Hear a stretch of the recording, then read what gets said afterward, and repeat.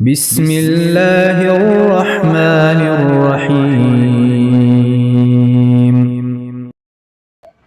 جابر بن عبداللہ سے روایت ہے کہ عید کے دن نبی کریم صلی اللہ علیہ وسلم کھڑے ہوئے، پہلے آپ نے نماز پڑھی، پھر خطبہ دیا۔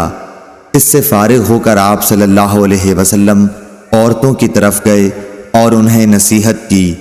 آپ صلی اللہ علیہ وسلم بلال رضی اللہ عنہ کے ہاتھ کا سہارا لیے ہوئے تھے اور بلال رضی اللہ عنہ نے اپنا کپڑا پھیلا رکھا تھا۔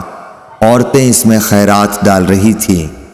میں نے اس پر عطا سے پوچھا کہ کیا اس زمانے میں بھی آپ امام پر یہ حق سمجھتے ہیں کہ نماز سے فارغ ہونے کے بعد وہ عورتوں کے پاس آ کر انہیں نصیحت کرے؟ انہوں نے فرمایا کہ بے شک یہ ان پر حق ہے، اور سبب کیا جو وہ ایسا نہ کریں۔ صحیح بخاری حدیث نمبر 961۔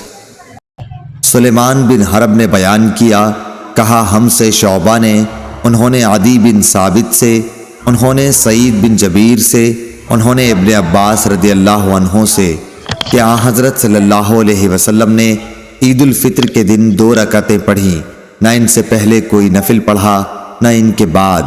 پھر خطبہ پڑھ کر آپ عورتوں کے پاس آئے اور بلال آپ کے ساتھ تھے۔